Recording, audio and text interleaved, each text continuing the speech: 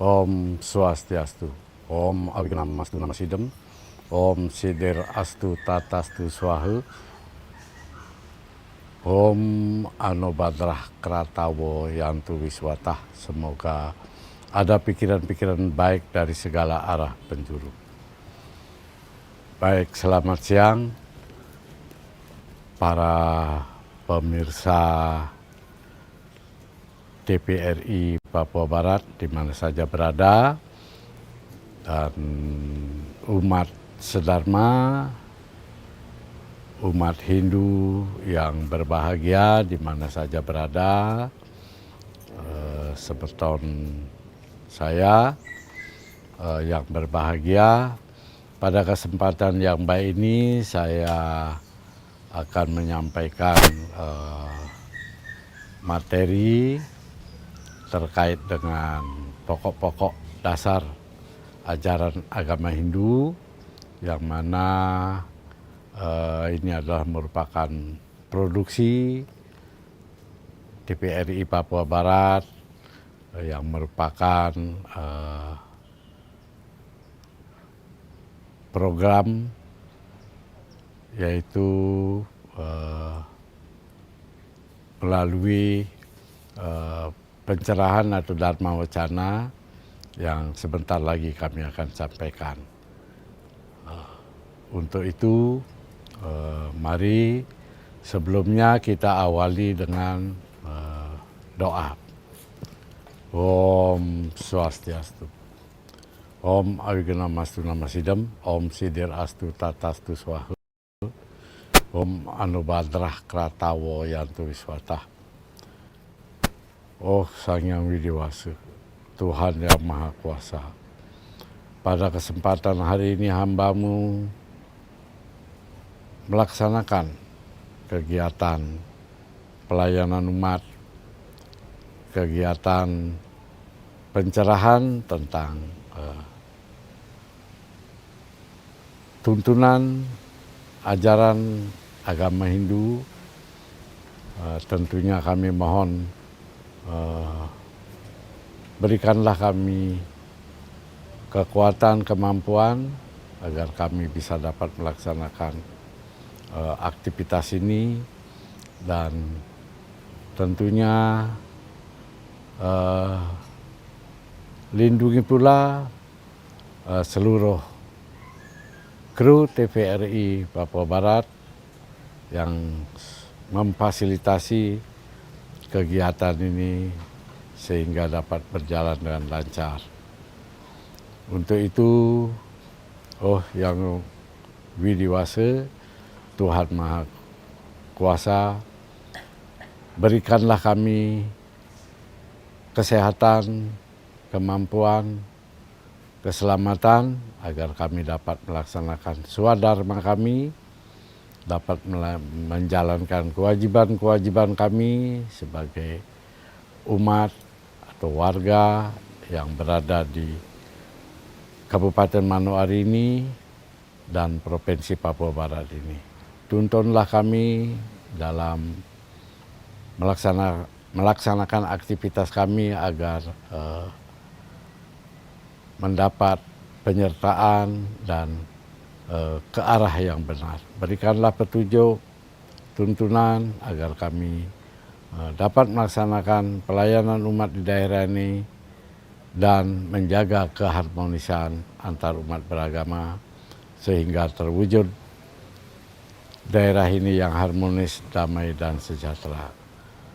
Ya Tuhan, Ide Sang Yang Widiwasa, kabulkanlah doa kami agar kami senantiasa dapat berinteraksi, dapat berpartisipasi di dalam membantu kelangsungan pembangunan di daerah ini, agar kami bisa memberikan kontribusi terhadap daerah ini.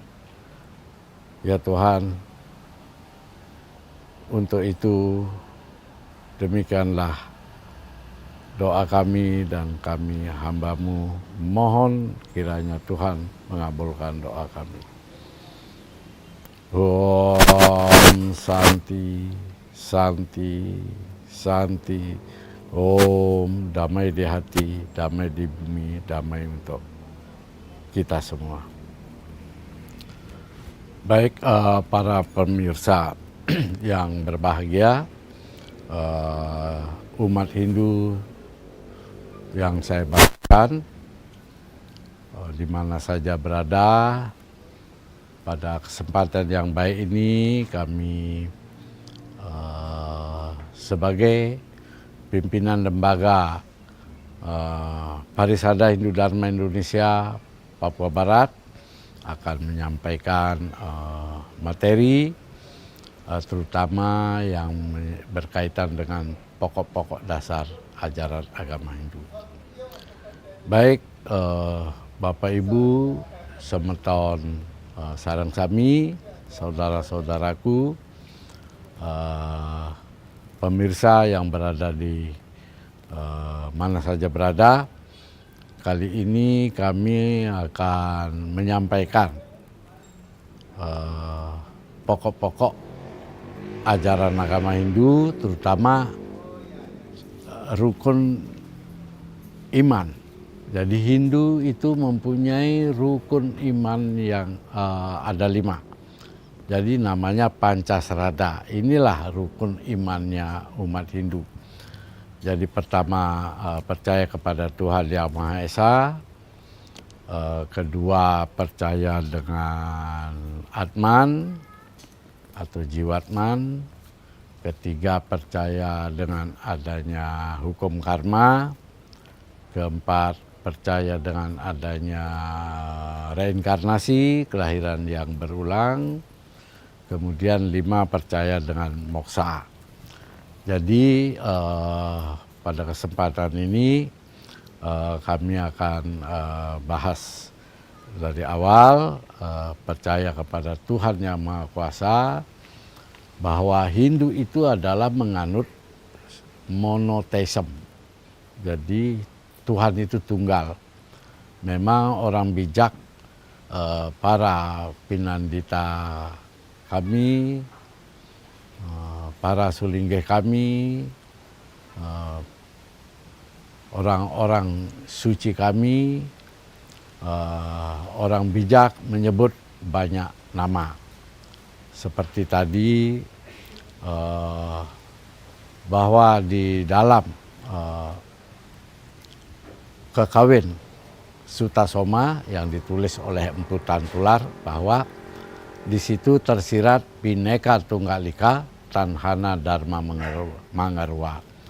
Jadi Tuhan itu sejatinya tunggal, satu, bahwa dia berbeda-beda sebutannya tetapi tetap satu. Jadi itu juga dipakai dasar dari negara kita, yaitu Bhinneka Tunggal Ika. Kemudian bahwa di samping itu juga ada disebutkan pula juga Ekam Eva Satyam Bawanti, Ekam Ewa Bahuda Wadanti. Jadi bahwa Tuhan itu tetap satu, hanya orang bijaksana yang menyebut banyak nama. Jadi Hindu itu menganut monoteisme, Tuhan itu tunggal. Jadi Tuhan itu bersifat imanen. Dia berada di mana-mana, menguasai ruang waktu. Dia tidak berawal, tidak berakhir. Jadi dia menguasai ruang dan waktu. Dan dimanapun beliau berada, bahkan justru di dalam kita, dalam diri kita sendiri itu Tuhan juga ada. Makanya di dalam kehidupan kita sehari-hari kita harus merawat diri ini, karena di dalam diri kita ini bersemayamlah Tuhan. Nah, makanya kita harus senantiasa menjalankan kewajiban-kewajiban kita seperti insan, sebagai insan yang bertakwa, kita melaksanakan ibadah, kemudian melaksanakan ritual-ritual keagamaan, Jadi Tuhan itu ada di mana-mana dan Dia menguasai segala tempat. Jadi seperti itu. Kemudian di samping itu juga di dalam tubuh kita ini ada percikan kecil, percikan yang amat kecil itulah Atman. Jadi tubuh kita ini bersemayam Atman. Jadi yang menjiwai tubuh kita ini adalah Atman. Nah, kalau kita sudah ditinggal dengan Atman, jadi badan kita ini sudah tidak berfungsi sebagaimana biasanya. Apabila seseorang meninggal, kemudian Atmannya sudah meninggalkan jiwa, roh, badan yang ada ini, sehingga ya badan yang ada ini tidak bisa berbuat apa-apa. Nah, itu seperti itu Atman. Jadi Atman itu percikan kecil dari sang Brahman. Makanya di dalam sastra ada Brahman, Atman, Aikyam, bahwa Brahman itu menyatu dengan Atman. Jadi seperti itu. Kemudian kita lanjutkan bahwa Hindu juga meyakini bahwa hukum karma itu ada. Nah, jadi di situ disebutkan karma pala. Jadi karma itu perbuatan, pala itu buah. Jadi apa yang kita tunai, itulah akan kita tunai. Apa yang kita tabur itulah yang akan kita tunai. Jadi hukum karma ini jangankan kita mau berbuat, sebelum berbuat saja, baru niat saja itu sudah ada buahnya, sudah ada palanya. Jadi hukum karma itu hukum kausalitas, sebab akibat. Jadi apabila kita mau berniat tidak baik kepada seseorang, baru berniat saja sudah ada buahnya, sudah ada hasil perbuatannya. Jadi apalagi kita sudah berbuat. Nah, jadi hukum karma itu menurut keyakinan Hindu dia menghasilkan palanya, menghasilkan buahnya itu pada saat ini kita berbuat, kemudian hasilnya juga buahnya saat ini juga kita nikmati. Kemudian ada perbuatan kita yang mungkin saat ini kita lakukan, kita perbuat, kemudian hasilnya mungkin dalam kehidupan yang akan datang. Begitu juga hasil perbuatan-perbuatan kita terdahulu bisa dinikmati juga pada kehidupan sekarang ini. Jadi itu karma, buah karma palam. Hukum kausalitas, jadi sebab akibat. Jadi jangankan kita berbuat tidak baik menggunakan fisik, baru berniat saja sudah ada hasilnya. Jadi makanya di dalam kehidupan sehari-hari kami umat Hindu itu ya paling sangat meyakini bahwa hukum karma itu ada. Jadi kemudian kita lanjut lagi ke punarbawa atau reinkarnasi. Nah, kalau keyakinan Hindu, reinkarnasi itu adalah setelah kita meninggal, kemudian Atman kita juga sudah meninggalkan, nanti roh atau jiwa itu dia akan kembali menjiwai seseorang atau mungkin keluarga dekat dan lain. Itu kita yakin itu karena apabila seseorang masih dia lahir kembali, berarti kehidupan masa lalu masih mempunyai dosa yang harus kita selesaikan, lunasi di dalam dunia ini. Kemudian tujuan daripada umat Hindu, agama Hindu adalah Moksartam Jagadita Yaca Iti Dharma. Jadi mencapai kebahagiaan rohani jasmani di dalam kehidupan kita ini. Jadi supaya apa-apa yang kita sudah lakukan kita bisa perbaiki. Jadi tujuannya itu mencapai kebahagiaan yang abadi. Jadi seperti itu. Kemudian di samping itu pula di dalam keyakinan umat Hindu, di samping serada, di situ ada pula 3 pondasi, 3 kerangka agama Hindu, yaitu tatwa atau filsafat, kemudian etika atau sosial, dan berikutnya upakara atau upacara. Jadi umat Hindu ini melaksanakan kewajibannya, melaksanakan swadharmanya itu harus mengacu kepada filsafat, mempedomi filsafat atau tatwa berdasarkan sastra.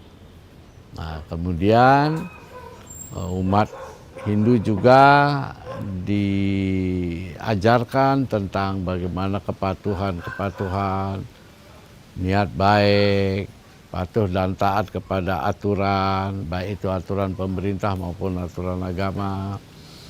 Kemudian apa kewajiban-kewajiban yang harus dilakukan, apa larangan yang tidak boleh dilakukan, itu semua ada pada sastra itu. Jadi saya kira demikian penjelasan dari rukun imannya Hindu. Jadi di situ ada 5 keyakinan, kemudian kerangka dasarnya tatwa, etika, dan upakara. Kemudian perlu juga saya sampaikan kepada seluruh pemirsa dimanapun berada, dan khususnya umat Hindu yang baru saja merayakan Hari Raya Galungan dan Kuningan.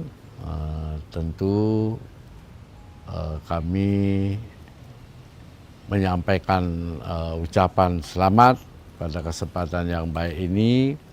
Kami atas nama pengurus Parisada Hindu Dharma Papua Barat mengucapkan selamat Hari Raya Galungan tanggal 25 September 2024 dan selamat Hari Raya Kuningan yang nanti akan dirayakan tanggal 5 Oktober 2024. Jadi Hari Raya Galungan mempunyai makna adalah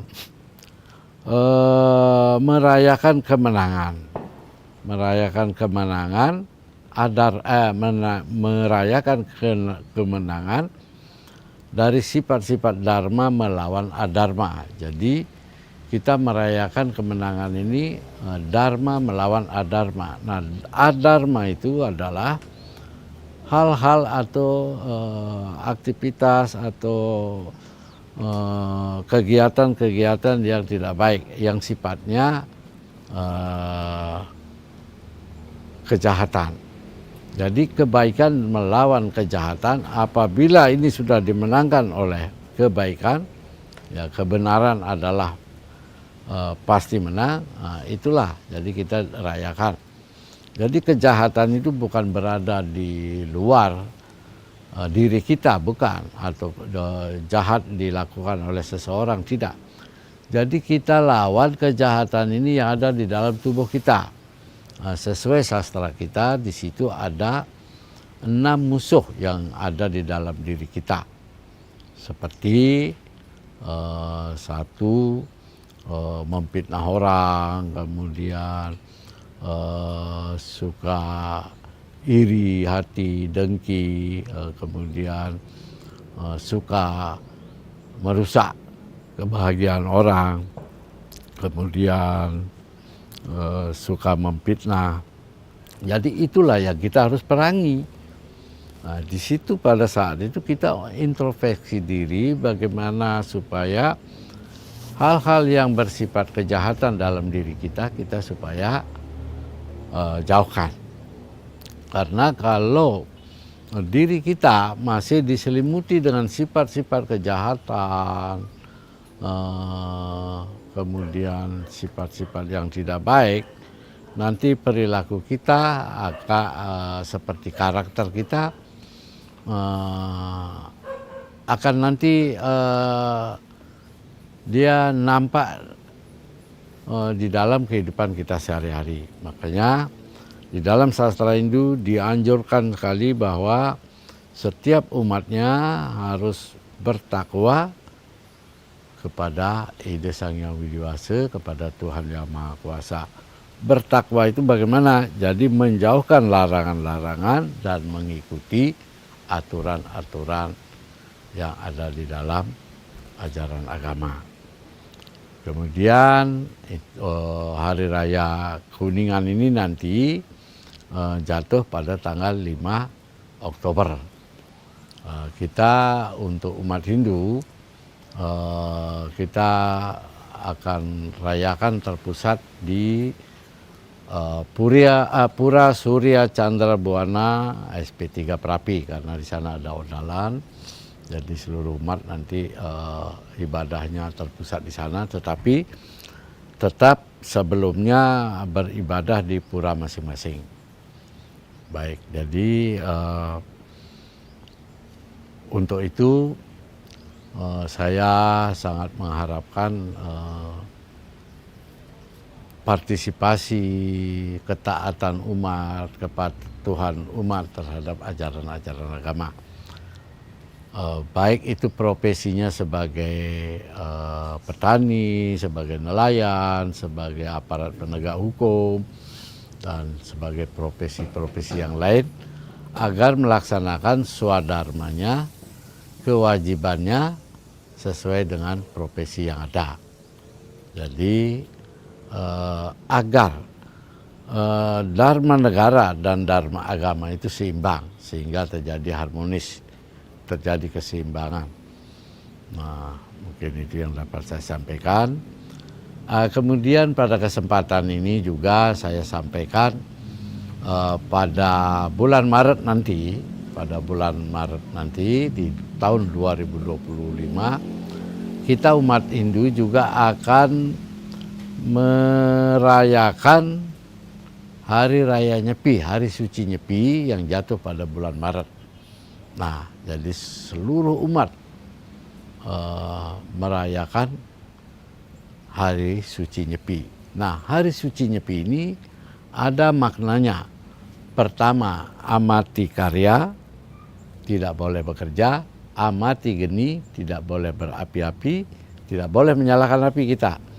Kemudian amati lelungan, tidak boleh bepergian kemana-mana, harus tenang di rumah. Kemudian amati lelanguan, itu tidak boleh kita mengganggu ketertiban tetangga kita. Contohnya mungkin membunyikan hal-hal yang kurang berkenan terhadap tetangga, seperti membunyikan musik dengan di luar batas kemampuan, seperti membunyikan musik-musik yang cukup keras. Itu tidak boleh. Jadi itulah, kita tidak boleh bekerja, tidak boleh berapi-api, tidak boleh bepergian, dan tidak boleh berhura-hura. Itu lelanguan, itu berhura-hura. Jadi pada saat sebelum Hari Raya Nyepi, saya sampaikan kepada para pemirsa bahwa itu di seluruh, terutama di Bali, itu sehari sebelumnya, pada saat Hari Nyepi itu tidak boleh kita keluar rumah. Jadi termasuk penerangan lampu juga tidak boleh menyala, kemudian aktivitas sehari-hari seperti kendaraan itu, kemudian tidak boleh ada aktivitas, kemudian termasuk transportasi udara, transportasi darat, transportasi laut, tidak boleh ada aktivitas. Jadi inilah kita bisa melaksanakan perayaan Hari Suci Nyepi itu, dan saya yakin hal ini mendapat toleransi, artinya kita bahwa umat di Hindu di Bali itu sangat bertoleransi dengan umat lain. Terbukti hal ini pada saat perayaan Nyepi, jadi umat lain, baik itu umat Islam, umat Kristen, Katolik, tidak boleh melaksanakan aktivitas sampai di jalan atau keluar rumah. Ya, oke. Jadi mungkin itu untuk perayaan Nyepi. Kemudian kita juga tidak boleh berapi-api, tidak boleh menyalakan api. Jadi sebelum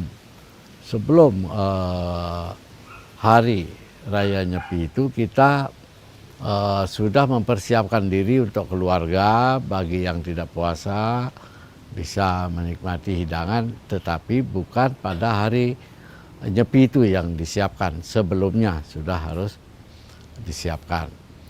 Kemudian kita juga melaksanakan puasa. Jadi kita puasa pada saat hari Nyepi itu mulai jam 6 pagi sampai berikutnya jam 7 malam. Jadi puasa kita, setelah itu baru kita bisa membuka puasa. Saya kira mungkin itu yang dapat saya sampaikan secara singkat. Kiranya apa yang dapat saya sampaikan dapat bermanfaat dan kepada umat Hindu, umat Sedharma, semeton sareng sami. Sebelum saya akhiri, mari kita sama-sama menjaga keharmonisan ini agar senantiasa daerah ini terjaga dengan baik, sehingga tercipta suasana yang aman, damai, sejahtera, dan kondusif. Saya kira itu saja. Saya akhiri dengan para mesanti. Om Santi, Santi, Santi. Om. Damai di hati, damai di bumi, damai untuk kita semua. Selesai.